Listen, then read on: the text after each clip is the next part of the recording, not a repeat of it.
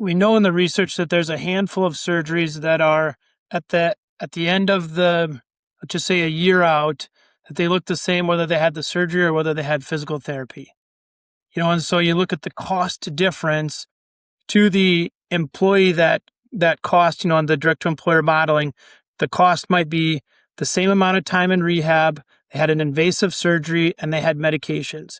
The cost to the employer, instead of, a couple $1,000s for PT care, they're spending tens of thousands on the surgery and maybe an extended time out of the, employment setting.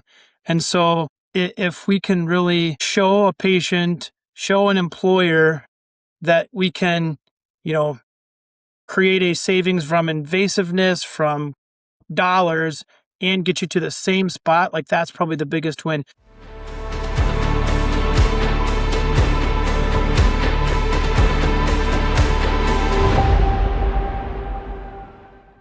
Hey, Lee Aase from HELPcare Clinic, your host for Take Charge with HELPcare. Today we have two guests who are from an organization called ActivePT that we've begun working with at HELPcare Clinic here in southern Minnesota. And we're going to be talking about the topic of physical therapy, and particularly what direct contracted physical therapy might look like and what the advantages of that might be.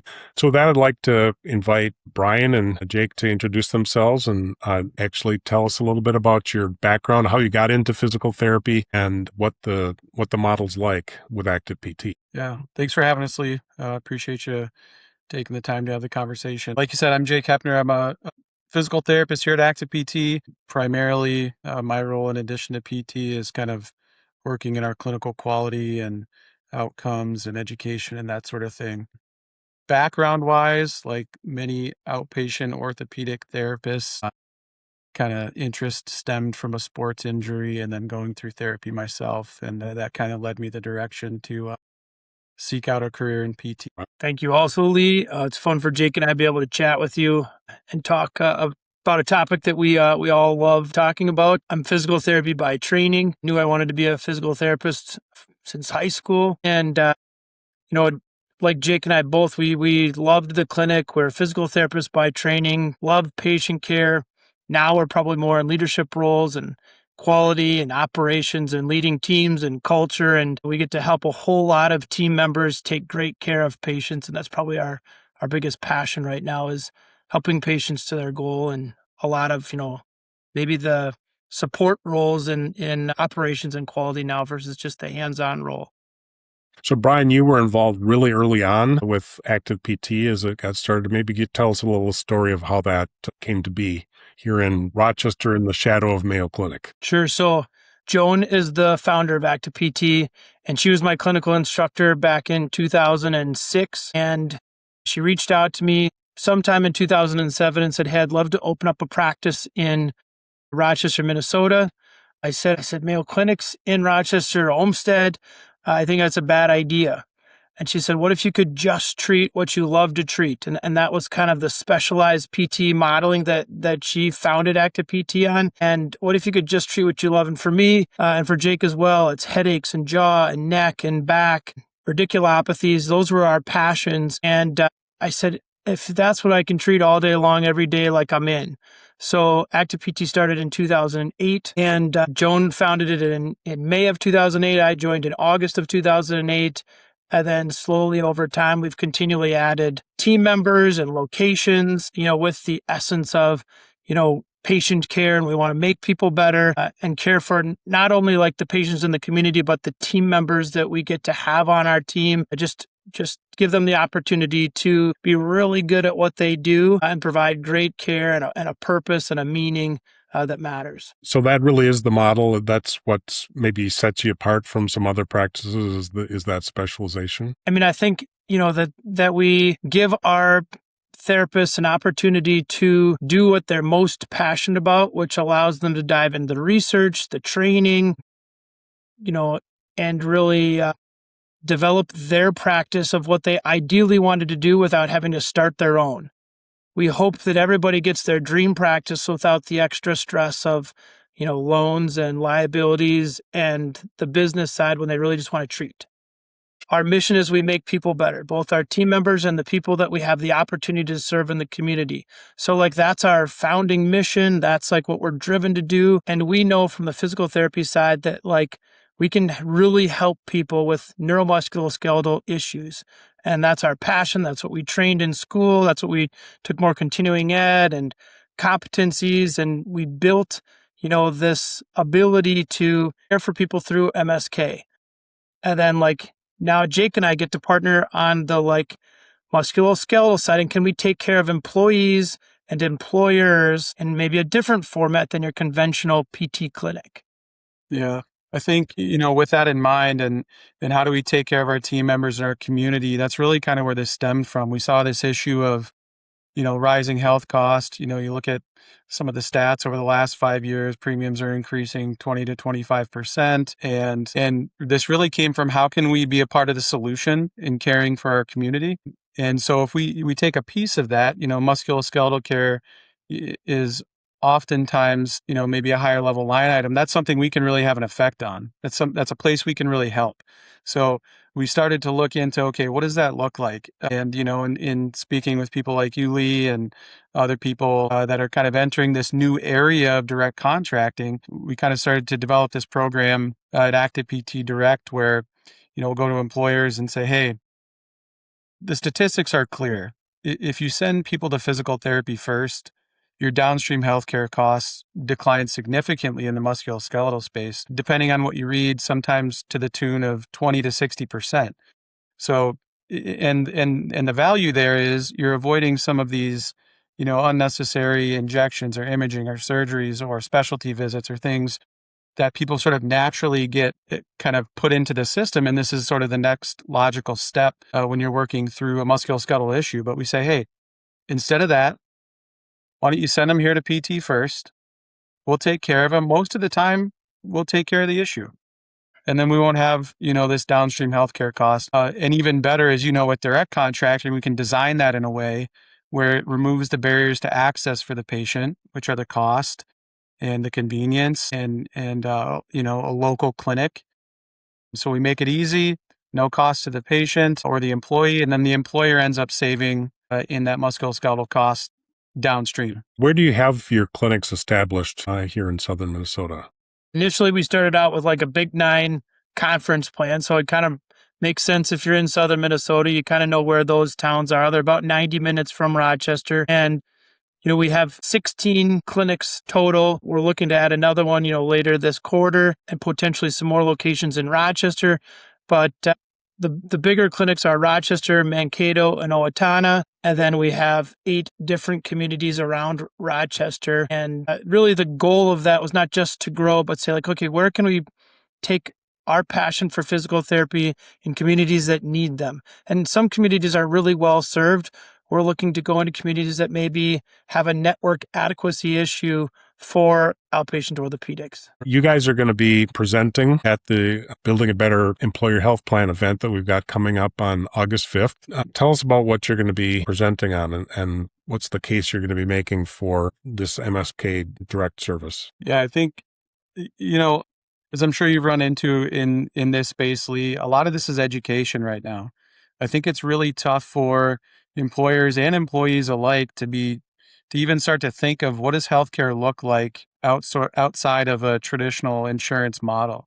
So I think the first step is education. Like we've got to let people know, hey, we can do this a different way. There's creative solutions to these rising costs and some of these access issues. So primarily, I think that would be step number one. Let's get people to kind of open their mind to what this looks like. The average person might think like, I don't even know how to access healthcare if I don't use my insurance, and then, I think the other side of it is the education to employers on how this truly is a cost savings. I think that's one of the things that we kind of have to continue to detail out because an employer might look at it and say, well, okay, well, I'm paying the cost of that visit and we want to get them there first as maybe even preventative care to avoid some of this downstream stuff. How is that going to save the company money in the long term? And the math really does make sense. So I think if you dig into the detail in educating people, and sometimes that takes a few repetitions, it starts to make sense. But it is a little bit of overcoming that barrier of the traditional health insurance model that I think is the toughest part. Give us an example of the kind of therapy that you've been able to implement that maybe headed off something that was headed toward a more expensive outcome and one that would be a lot more invasive. What's a typical example of something like that? Well, we know in the research that there's a handful of surgeries that are at the end of let's just say a year out, that they look the same whether they had the surgery or whether they had physical therapy. And so you look at the cost difference to the employee that cost, on the direct to employer modeling, the cost might be the same amount of time in rehab. They had an invasive surgery and they had medications. The cost to the employer, instead of, a couple $1,000s for PT care, they're spending tens of thousands on the surgery and maybe an extended time out of the, employment setting.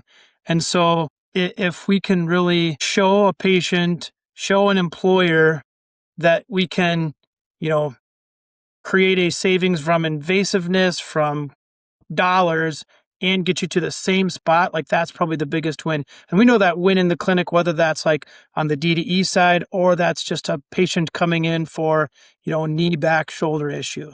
There's a lot of surgeries that we can prevent through physical therapy. And there's a lot of research supporting that, but most people don't know. What Jake and I know, because we're research geeks and we're just in the stats, your average person isn't going to know that because they've never cared about that until they were injured. So what are some of those categories of diagnoses for which a year out doesn't make a difference whether they had surgery or not, if they had PT versus the surgery? Yeah, so take something like a partial thickness rotator cuff tear. Maybe you have somebody who's working in manufacturing for 10 or 15 years and they sort of start to get some sort of degenerative tear there that becomes symptomatic for them. They may, go get an image, they get an MRI that says, hey, partial thickness tear of your supraspinatus. Next step is, hey, let's get a specialty visit, consultation. It's still pretty painful for them at that time. Next step is let's get an injection. Hey, if the injection doesn't work, let's get a surgical consult. When in all reality, partial thickness tears of the rotator cuff are incredibly common. And we know this to be true, that you can have abnormalities, changes, tears, disc herniations, changes in the joints, arthritis, and none of these things necessarily need to be painful. It's just that they might be in that acute inflammatory stage. And what we can do in physical therapy is rehab, work with them through that, get the pain reduced, and then we can strengthen that shoulder. And that shoulder will be in better shape than it was 10 years ago, because they sort of just let it get into this degenerative, overused state. And now it's stronger than it was then, and there's no pain. And they wouldn't even have known anything was there if they hadn't, gotten into this situation where in a different route, this person ends up in surgery with a rotator cuff repair. You come to physical therapy for, 6, 8, 10 visits, something like that. Pain's gone, shoulder's stronger, you're back to work. And the same would go for lumbar or cervical radiculopathies, meniscus tears. The research is really, really clear on all of these things. If we take the time to rehab it well, like Brian was alluding to, from a pain and a function standpoint, you end up in the same spot a year later. What has been your gateway into getting into some of these alternative methods of payment and providing better value in that way? So there's a lot of different models of payment as you're experiencing, through HELPcare. And we try to meet the different people that come through. Some have insurance, some have good insurance, some have bad insurance, some have HSAs, some have a lot of coverage, less coverage. You've got Medicare, Medicaid. There's a lot of different payers out there. And we try to meet each person with what they have, access to. Maybe through their employer, they can afford it, maybe they can't. And so pay at time of service, which is what you're alluding to, is something that we offer. And we know that insurances have contracts, and this may or may not be known, but like the insurance company has a contract with whoever's the provider of the medical care, and they negotiate a rate. Well, for the person who's coming in, they don't have somebody negotiating a rate. So we just give a standard percentage for pay at time of service discount, so that it's competitive with what they would have to pay with an insurance company. So as you're out there meeting with CFOs and other company leaders, what are some of the barriers that get in the way of them considering something like this? But I'd say probably one of the biggest barriers that we would continually face is time. I mean, the people that are managing, whether that's CFO or C-suite or HR or benefits, management, they have a lot on their plate. They may be negotiating insurance contracting, they may be looking at work comp, and so they're busy. So do they have the time to pause and meet and take a look at that line item that's a huge line item on their expenses? Can they pause and look at it? And then can they understand it? Because this is kind of a new take on it, whether that's direct to primary care or direct to musculoskeletal through physical therapy. They're new ideas. So they're saying we're juggling the old ideas or the known issues, and we're going to take a chance on a new idea. And now I'm going to tell, our team members, employees, that we're going to try something new. And if you've ever led an organization, it's hard to propose change because people can have fears, founded and unfounded, of change.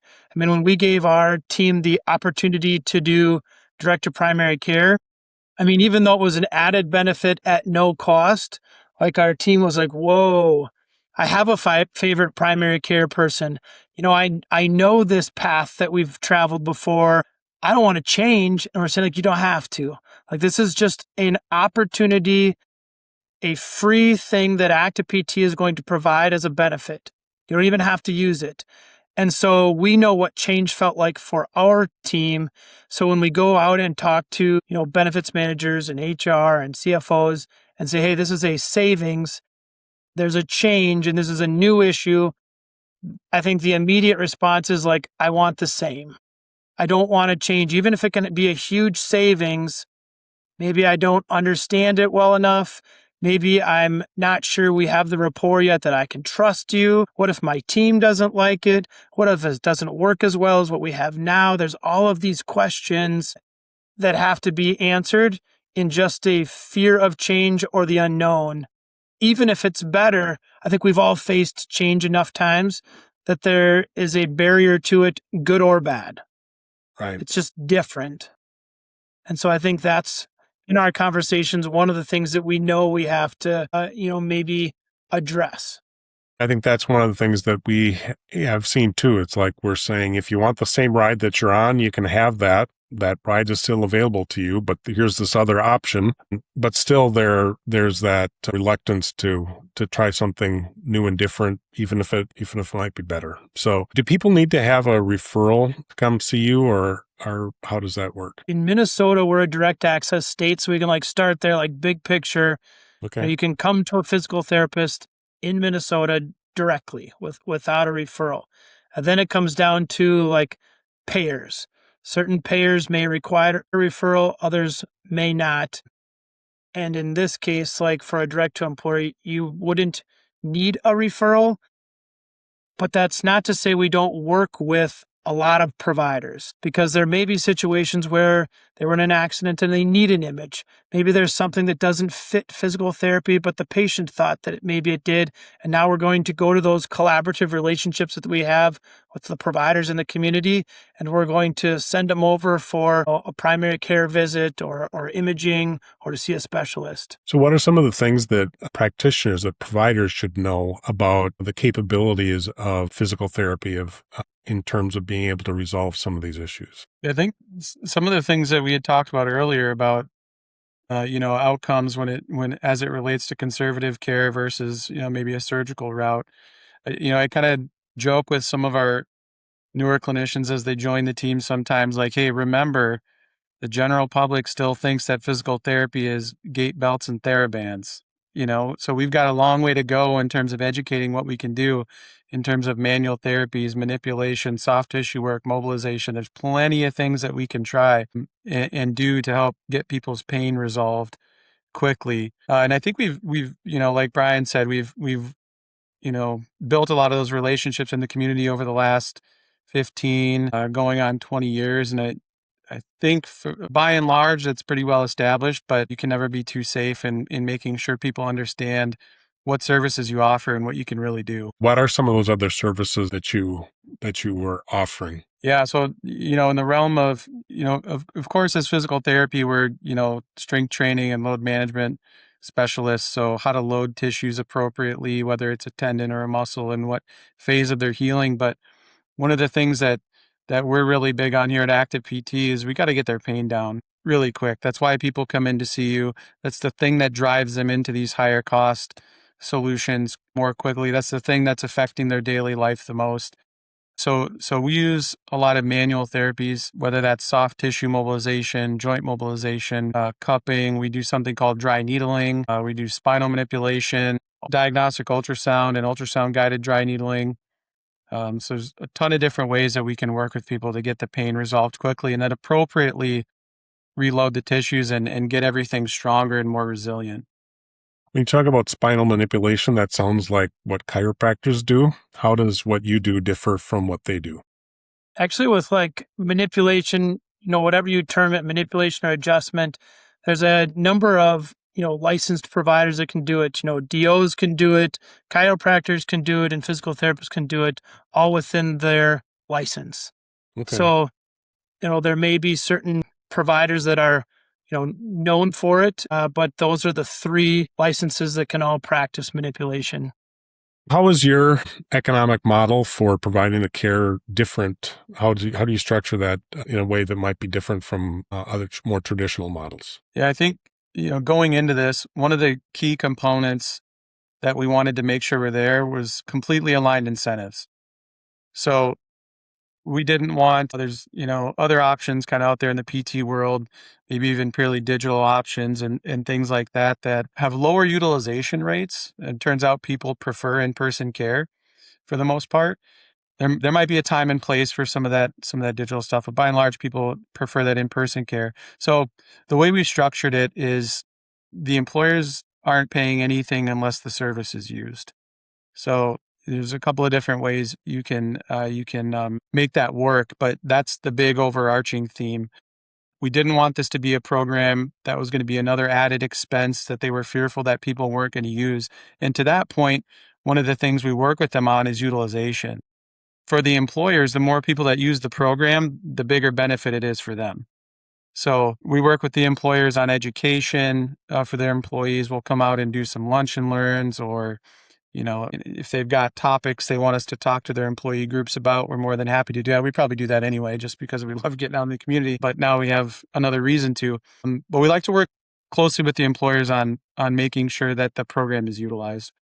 Because what we saw when we got talking with employers, maybe from previous pitches or what they've tried in the past, is they had, a PEPM model where it was just a membership, that they weren't utilizing, and then they were paying for something not used. So Jake and I kind of, after we were talking to them, realized that like, okay, if you use a virtual option like Jake was referencing, you've got a whole lot of different virtual platforms out there with Hinge, Omada, Sword, but they weren't being used. They were saying 1.5 to 2.5% of the time, an employee would choose to go to a virtual platform for an MSK issue, where like we know in a general population community, that's like double-digit percentages. And so it may be a savings to do the virtual MSK, but the coupon's not being used. It's only being used on, small percentages. But if we can get them to maybe do in the clinic or a hybrid model, so sometimes it's virtual and sometimes it's in the clinic, we know that utilization and that savings goes way up. And then you provide like some sort of a nurse navigator or somebody who can kind of steer them to say like, okay, you injured your shoulder, and instead of going straight to the ED, like let's get you in with, Jake or Brian or another therapist, and we can catch you right away before you go to that higher cost in the emergency department, lower return, because, they're going to have like imaging and meds likely on an emergency department visit. They're not going to be able to do PT or even a surgery. So if we can get you to utilize it effectively, fast, that's something that they're saying like, okay, utilization was important to us, adequacy in community exposure, and then how quickly can they get in? We know everybody's been to healthcare and it's been longer than we would want to get in for whatever that appointment is. And we're really trying to provide, 24 to 48 hours to see that person for their own care. They're going to get better faster if they get in sooner and bring down the costs. So, those are a handful of things that we'd say, like, gosh, when we heard what the employers were looking for and what they knew their employees needed, we could start to build out some modeling around utilization, around how do we price it, and then what are the different services that we can do, as physical therapists, as musculoskeletal experts. We can help certain things. We're not going to be able to do surgeries. We're not doing images. We're not giving out medications, but in what we know, we can help a lot of employers and employees from their outcomes and their costs. What's your elevator pitch when you're trying to get that first visit with a corporate leader, with an employer? What's the way in? There's a few things that are usually these top line item spends. Cardiovascular care, oncology, and musculoskeletal health. Those are usually your top three. One of those three is the low-hanging fruit, and that's us. And we can help you with that one. We can make a huge change very quickly. And the biggest way to do that is getting people quickly into conservative care and avoiding the downstream healthcare costs. The research is very, very clear that if you get into PT first, you're going to avoid downstream healthcare costs to a significant degree. Dr. Strobel, who's my partner in getting started with HELPcare Clinic, is very pro PT.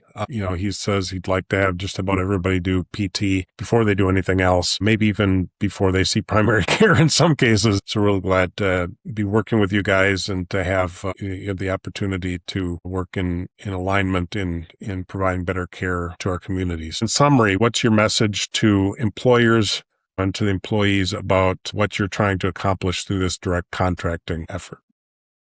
So I think, in general, we believe that we are the, best option for MSK, for most MSK pathologies, injuries, functional limitations. We should be a starting point. We're low cost, you can have access to us, quicker than other opportunities. And we have, really good outcomes. Physical therapy and MSK go really well together. And when we look at the high expenses on our P&Ls, if you're a CFO or in the financial management of a business, you're typically just looking at healthcare and saying it's a spend that we can't control. And each year it's going to go up 5, 10, 15, 25% or more. We're seeing, 20 to 40% for premiums going up for some companies, and they're just assuming there's nothing that they can do. And we're saying, like, there are other opportunities to bring that line item down. There's other ways that you can spend that money for your business. I guarantee you can find a way to spend it, that's better for your business, better for the people that you get to serve, your employees. And we're saying, like, consider it. Consider saying, like, there's another way to do it. You're busy, you're running fast, but take a minute and look at that giant spend that you have in your expenses and say, could we do better? Let's be creative. And how can we go about bringing down that cost, improving utilization, taking better care of our employees through an option that gets them care faster and more effectively? And there's not a cost just for saying yes. There's not a cost until you use it. And then we're happy to show you, the ROI on that spend, saying we can look at ICD-10 codes, which are the different ways that we look at different, pathologies or injuries and diagnoses, and say, okay, what did you do in 25 or last year? What are you going to do in 26? What are you going to do in 27?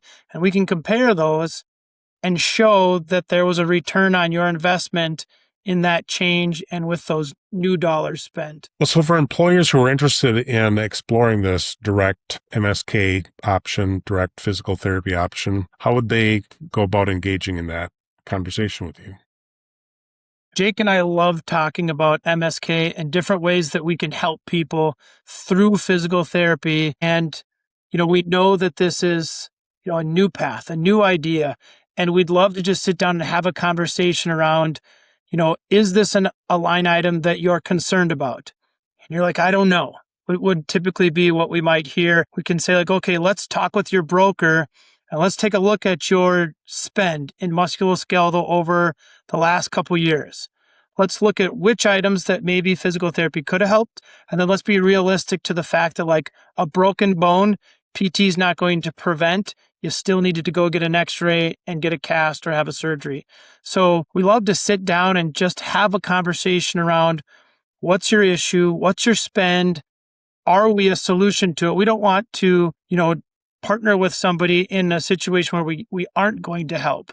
So we're pretty altruistic and true to the numbers that the broker provides and the ICD-10 codes, which tell us what happened, and can we provide a, savings or an ROI, in your MSK area. We aren't looking to be involved in situations where we're not going to bring value.